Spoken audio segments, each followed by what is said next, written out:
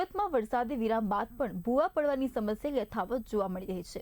કાપોદ્રા વિસ્તારમાં રચના BRTS road પર મોટો ભૂવો પડતા અફરાતફરીનો માહોલ સર્જાયો હતો। ભૂવામાં BRTS બસના પાછળના ટાયર ફસાઈ ગયા હતા, જેના કારણે બસને ભારે મુશ્કેલીનો સામનો કરવો પડ્યો હતો। આ ભૂવો અંદાજે 30 થી 35 ફૂટ ઊંડો અને મોટો વિસ્તાર ધરાવતો હોવાનું સામે આવ્યું છે। સ્થાનિકોએ તંત્રની કામગીરી સામે સવાલો ઉઠાવી મેયરને રજૂઆત કરી હોવા છતાં હજુ સુધી સ્થળ મુલાકાત ન લેવાઈ હોવાનો આક્ષેપ કર્યો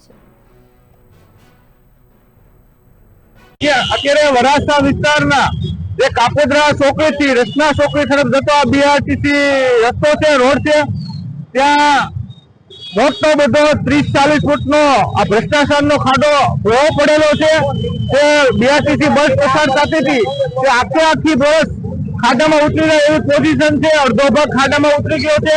આ મોટા પાયે ભ્રષ્ટાચારનો ખાડો પડેલો છે અને તમે વિચાર કરો કે આમાં જે મુસાફરો હોય છે એનો જીવ પણ જોખમમાં છે, તો આના માટે એસએમસી શું કરે છે? ઠેક ઠેકાણે આવા ભોળો પડવામાં આવે છે, પણ એસએમસી દ્વારા કોઈ કાયદેસરની કાર્યવાહી કરવામાં આવતી નથી અને આ મોટા પાયે ભ્રષ્ટાચાર થતો હોય, કોન્ટ્રાક્ટરો હોય કે તંત્ર હોય, તો આના માટે કડકમાં કડક કાર્યવાહી થવી જોઈએ, કારણ કે આ પ્રજા ટેક્સ ભરે છે અને આ ટેક્સના રૂપિયાનો તમે આ બધો ભ્રષ્ટાચાર થતો એવું દેખાઈ રહ્યું છે, તો આના માટે કડકમાં કડક કાર્યવાહી થવી જોઈએ એવી મારી આશા છે।